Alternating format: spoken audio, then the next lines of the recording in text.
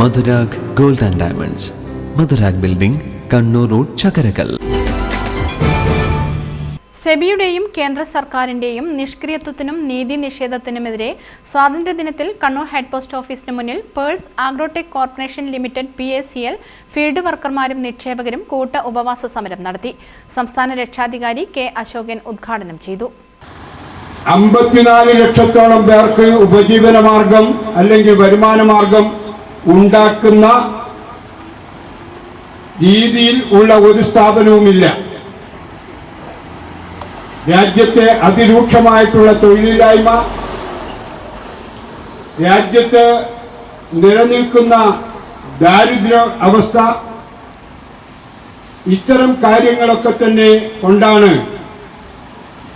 ഒരു വരുമാന മാർഗം എന്നുള്ള നിലക്ക് PACLന്റെ നിക്ഷേപ സമാഹരണത്തിനായി നമ്മുടെ സഹോദരിമാർ, അവർ ഭൂരിപക്ഷവും സഹോദരിമാരാണ്, സഹോദരന്മാർ ഈ രംഗത്ത് പ്രവർത്തിച്ചത്. മറ്റേത് സ്ഥാപനത്തിനാണ് ഇത്രയും ലക്ഷം പേർക്ക് വരുമാനമുണ്ടാക്കി കൊടുക്കാൻ കഴിഞ്ഞത്?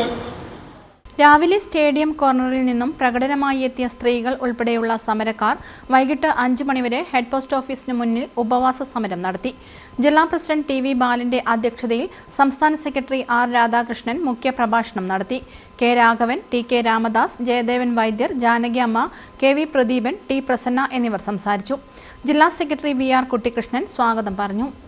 News bureau, Kannur.